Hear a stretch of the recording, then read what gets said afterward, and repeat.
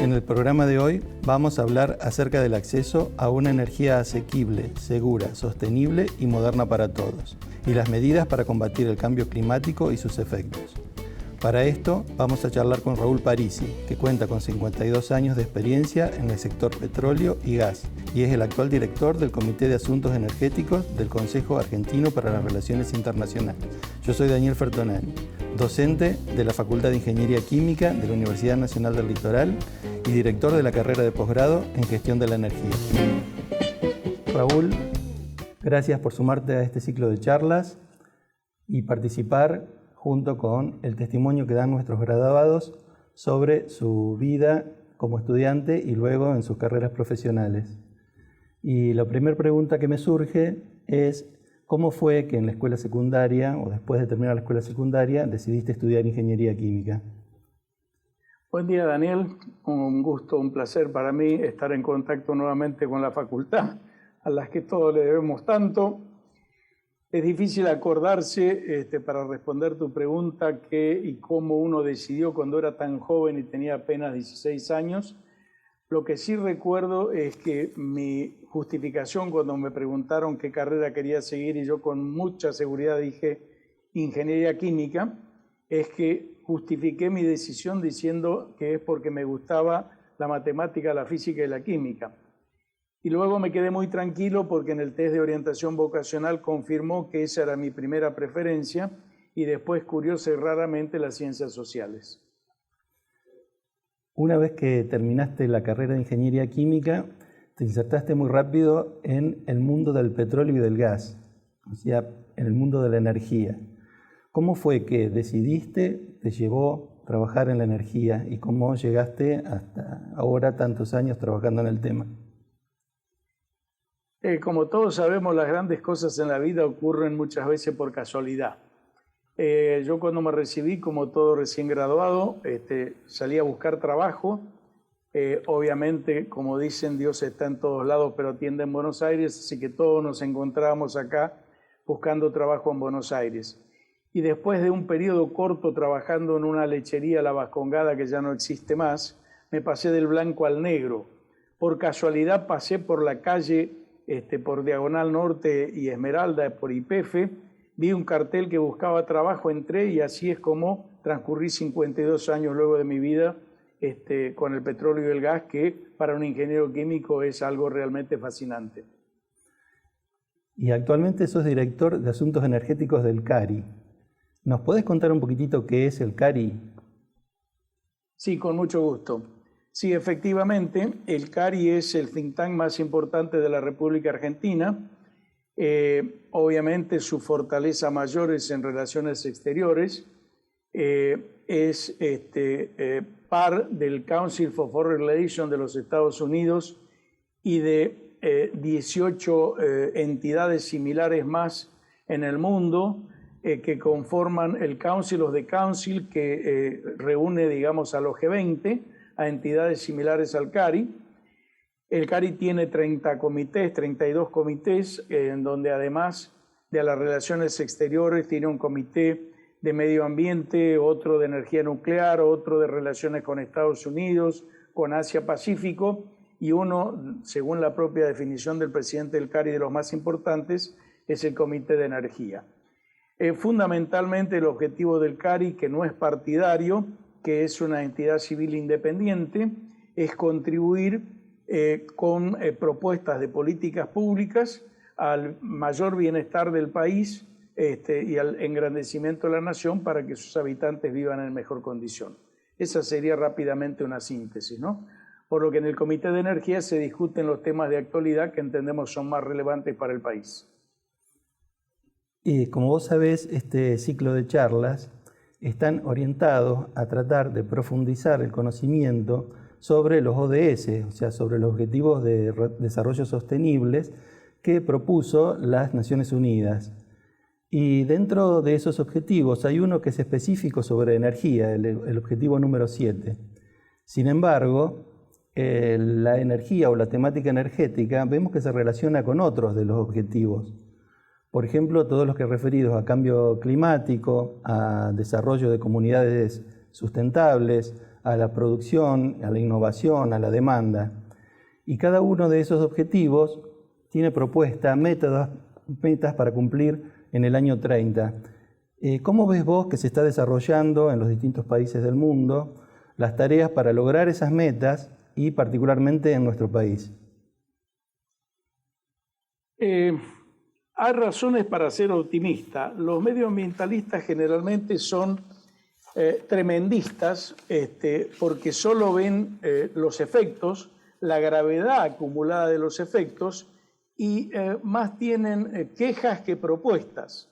Desde el punto de vista, digamos, concreto de la pregunta, yo diría que hasta 2007, que fue el cuarto informe del Panel Intergubernamental de Cambio Climático de las Naciones Unidas, todo el mundo, todos vivíamos en la mayor de la comodidad y de la ignorancia, pero ese cuarto informe de 2007 estableció claramente la relación entre el aumento de temperatura global promedio del planeta y el aumento de concentración de anhídrido carbónico en la atmósfera, producto de la combustión de los combustibles fósiles que son los que proveen energía en la era postindustrial.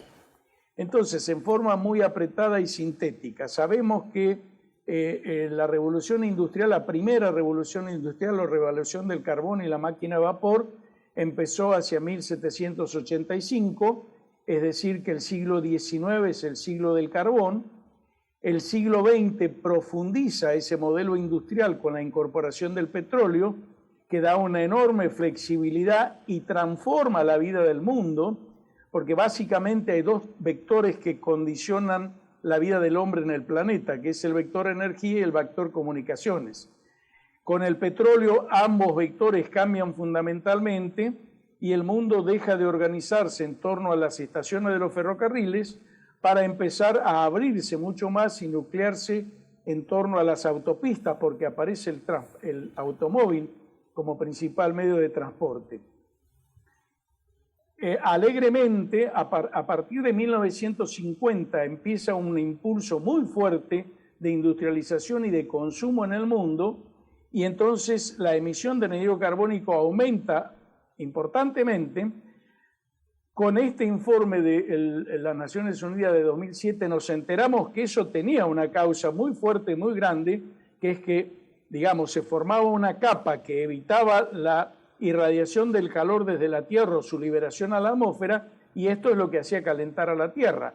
Por lo tanto, había que cambiar el modo de vida, el modo de gestionar la energía y de organizar la vida de la sociedad. Y hay un hecho muy importante que pocos reparan en él, porque es más fácil la queja y es más fácil, digamos, el comentario de las consecuencias del hecho. Por eso un libro que yo publiqué después de la experiencia precisamente vivida en torno a esto en el CARI es El cambio climático, análisis de sus causas y soluciones sustentables para salvar el planeta. Esto sigue, no sé si voy respondiendo tu pregunta, si querés reorientarla o si completo la idea. No, casualmente, justamente en este libro que vos decís, que lo voy a leer para no equivocarme en el título, que se llama El cambio climático, sus causas y soluciones sustentables para salvar el planeta, vos planteás que el origen y la causa del cambio climático está dado por la forma de producción que tiene el capitalismo moderno. Y si nos podés ampliar un poquitito cuál es esa idea central que planteás en el libro. Sí, con mucho gusto. Precisamente es continuación de la idea que venía desarrollando.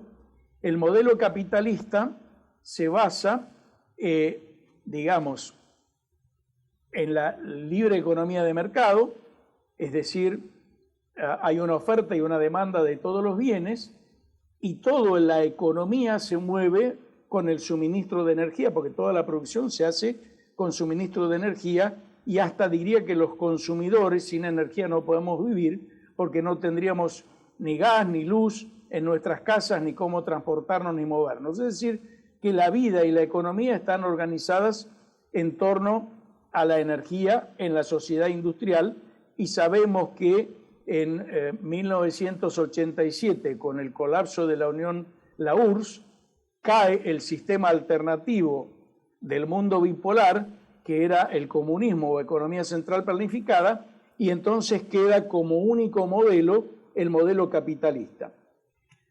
Pues al tomar conciencia de que esa forma de producir en base al petróleo y el carbón es el que estaba produciendo un aumento importante de anhídrido carbónico en la atmósfera, que se llegaba al orden de los casi 400 partes por millón, y con el informe del panel intergubernamental que dice que el aumento de temperatura es directamente proporcional a la concentración, y entonces el aumento al aumento de concentración de anhídrido carbónico en la atmósfera, es que en Copenhague 2009, en la 15ª cumbre de las Naciones Unidas sobre el cambio climático, el presidente Obama, fuera de la cumbre, llega a Copenhague y con un acuerdo que tenía establecido ya con los G7 y el que hace con el grupo de los países principales en desarrollo, China, Rusia, Brasil, Sudáfrica, el famoso BRICS,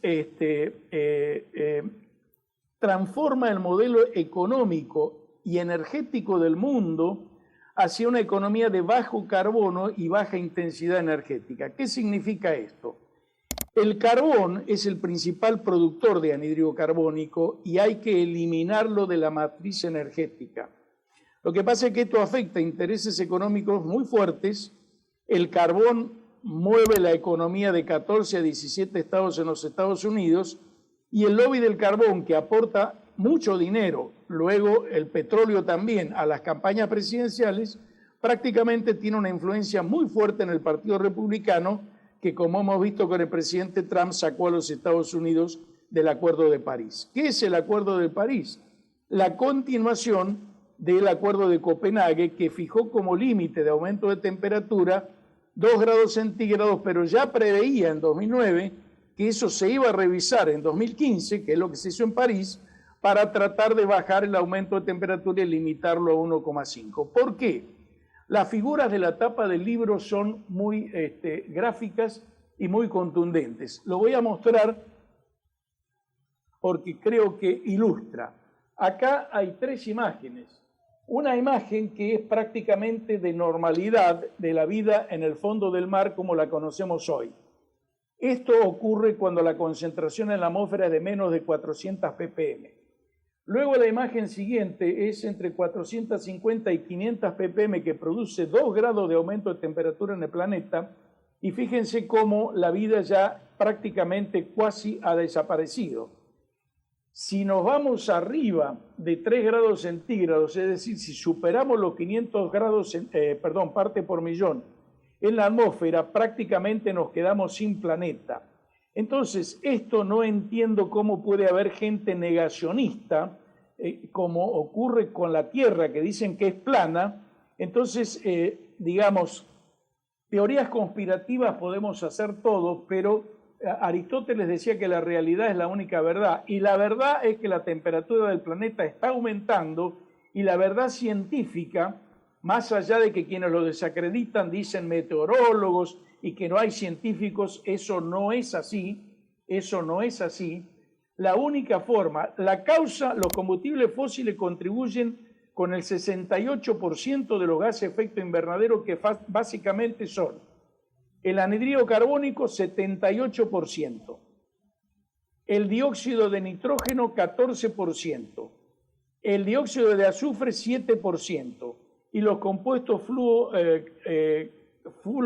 fluorocarbanados el 1%.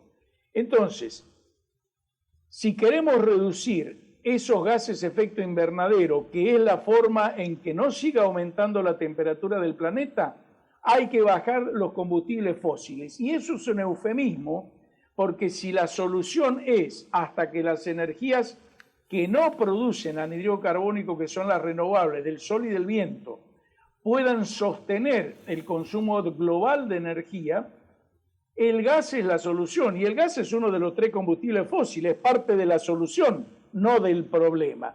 Entonces, esto de combustibles fósiles es un eufemismo para esconder la enorme responsabilidad del carbón, que es el principal responsable, que hoy forma parte entre el 22 y el 27% de la matriz energética de Estados Unidos, de Europa y del mundo, y es el que hay que eliminar. Y a continuación el petróleo.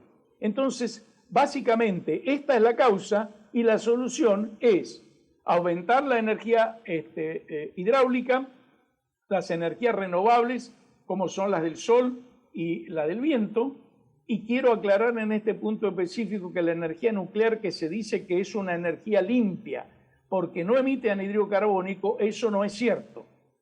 Porque si bien no emite anhídrido carbónico, sí deja 30 toneladas por año de residuos altamente radioactivos con más de 10 millones de años de vida media, por lo tanto no es una clean technology. Este sería el concepto básico, y agregarle a esto que eliminar los combustibles fósiles es una parte importantísima, 2/3 de la solución, pero también no seguir deforestando, sino reforestar el planeta, porque sabemos que los árboles absorben, es decir, la forestación absorbe el 14% y es el mejor capturador de dióxido de carbono, de anhídrido carbónico que hay en el planeta. Por lo tanto, necesitamos más y no menos bosques, y no podemos seguir con la política que siguen varios países, algunos vecinos nuestros, que deforestan para aumentar, digamos, las superficies dedicadas al laboreo. Esto sería, en súper síntesis, la respuesta a tu pregunta, Daniel. Sí, me hace recordar un poco la idea fuerza que planteás en tu otro libro, que también lo voy a leer al título para no equivocarme, que es El futuro del petróleo y la energía, vaca muerta y los no convencionales, que allí un poco la idea fuerza que lleva ese libro es que pasamos de la preocupación por el agotamiento de los combustibles fósiles a preocuparnos por las consecuencias de su combustión. Y en él hay una parte, sobre todo, que me llama mucho la atención, me parece muy importante, donde hablas del cambio de paradigma sobre la demanda y le das bastante importancia a lo que es la intensidad energética, lo que llamaríamos gestión de la energía, como eficiencia energética, uso racional de la energía y demás. No sé si querés ampliar un poquitito estos conceptos. Sí, porque me parecen dos puntos fundamentalísimos, muy importantes para el mundo y también para la formación de los futuros ingenieros. La gestión digamos, las fuentes de energía, es claro que a la luz de las consecuencias que produce seguir quemando carbón, petróleo y gas como principales fuentes de energía, porque estos tres son alrededor del 83 al 87% de la oferta de energía en todo el mundo. El primer punto a señalar es que la Argentina es, aunque sea por casualidad, un país privilegiado. ¿Por qué digo esto? Porque el 53-57% de su oferta de energía, es decir, de su matriz energética, es de gas.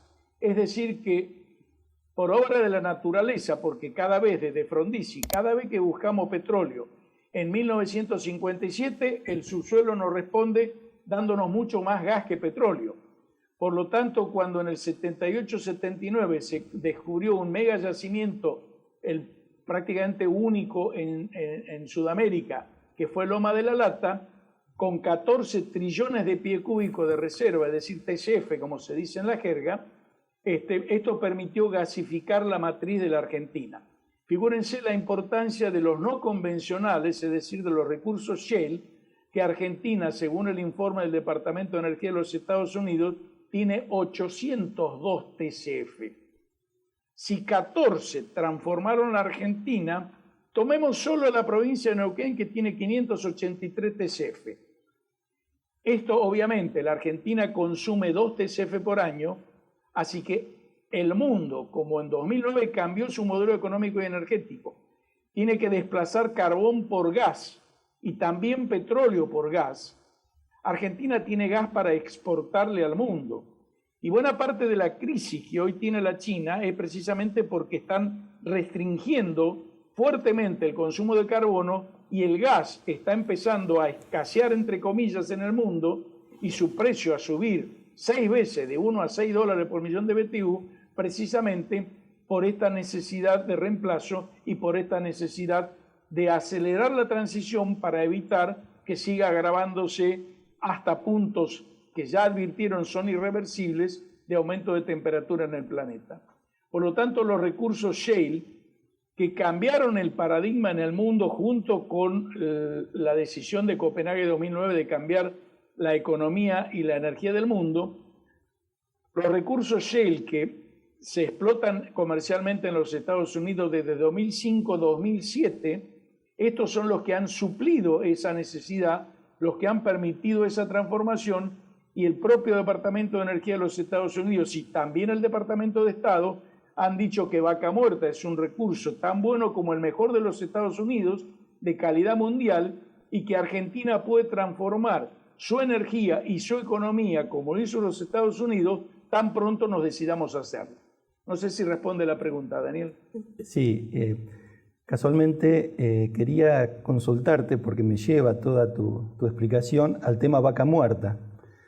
Que Vaca Muerta siempre se nos ha presentado a partir del desarrollo tecnológico de explotación económica de los recursos shale, a decir que es un motor de desarrollo para nuestro país. ¿Cómo ves la actualidad de Vaca Muerta y cómo ves el futuro de Vaca Muerta? Aprovecho para completar una parte importantísima de tu pregunta anterior que quedó sin respuesta en lo que dije. Vos me preguntaste de la intensidad energética y yo dije que era un punto fundamental, por lo tanto debemos cubrirlo. Es la cantidad de energía que debemos agregar a la oferta por cada punto que aumenta el PBI. Esto es muy importante porque todos los países de la OCDE, pero fundamentalmente su núcleo, que son los G7, con incorporación tecnológica que es mucho más eficiente que las anteriores, ha permitido reducir e independizar el crecimiento económico del consumo de energía, al punto que Estados Unidos tenía en 1995 1,25 de intensidad energética, es decir, necesitaba 1,25 de aumento de oferta de energía por cada punto que aumentaba el PBI. Hoy ya lo tiene por debajo de 0,75 y con las medidas concretas y desarrollos tecnológicos que están haciendo, que ahora tiene un subsistema, es el desarrollo de tecnologías para el cambio climático, que esto va a acelerar muchísimo el aumento de eficiencia. Y hay mucho esfuerzo y mucho capital y mucho cerebro puesto en investigación tecnológica en este sentido. Con lo cual ellos prevén llegar a 2035-2050 con 0,5 de intensidad energética. ¿Cómo está la Argentina en esto? Yo diría tan mal que ni siquiera la tiene definida. ¿Por qué? Porque el aumento de PBI se define en moneda constante. Estados Unidos no tiene problema porque su moneda es el dólar, que es nuestra referencia como moneda constante. Y con toda la inestabilidad y variaciones de tipo de cambio que nosotros tenemos, no hemos definido cómo definir la intensidad energética, por lo tanto no tenemos registros. Uno olfativamente estima que debe estar normalmente alrededor de 1,25, es decir, que no tenemos nada de eficiencia. ¿Por qué?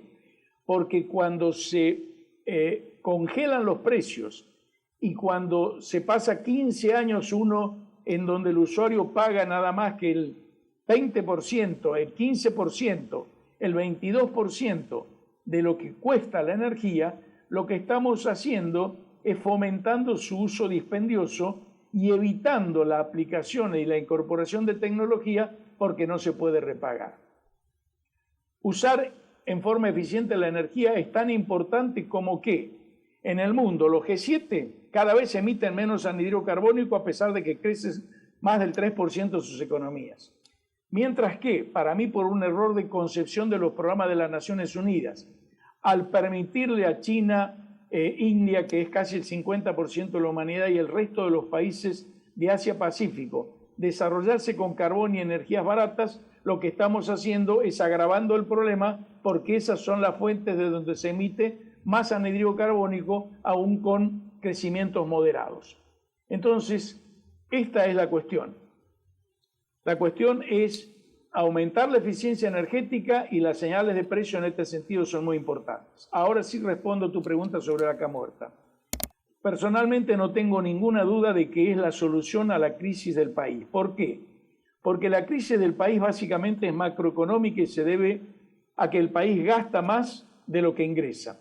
Fundamentalmente la consecuencia es que el gasto público pasó del 23% en 2003 al 45-47% a partir de 2015. Esto no se ha corregido y es la consecuencia de que la presión impositiva sea tan alta en la Argentina, la segunda más alta del mundo, según el Fondo Monetario y sus informes, lo que hace que la economía se vea ahogada porque prácticamente, digamos, no quedan recursos para que la actividad privada pueda invertir. Entonces, si el Estado no puede invertir y los privados no pueden invertir, no solo porque la presión impositiva es alta, porque, bueno, eso vale para los nacionales o para los capitales extranjeros, pero fundamentalmente debido a que las reglas de juego, a que la matriz jurídica acá, en primer lugar, no se respeta y en segundo lugar, no es estable, es decir, no hay lo que se llama seguridad jurídica.